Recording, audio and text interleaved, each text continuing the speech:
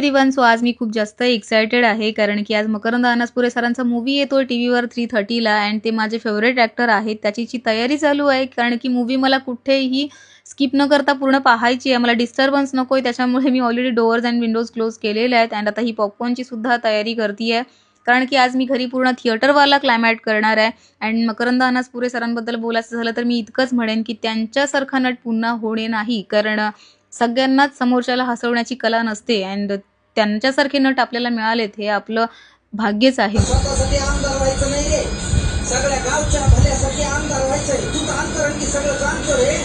आजपर्यंत कुठल्या आमदाराने तुझ्यासाठी वैयक्तिक काम केलं रे? कुणी कळस लावलाय, कुणी ऑइल पेंट दिलंय देवाला, कुणी झुंबरं लटकिले, गांड्या लटकिल्या. पण हा नारायण उद्या जर आमदार झाला तर तुला सोन्याची टोपी घालीन. शपथ, सोन्याची टोपी घातल्याशिवाय तुला सोडणारच नाही देवा.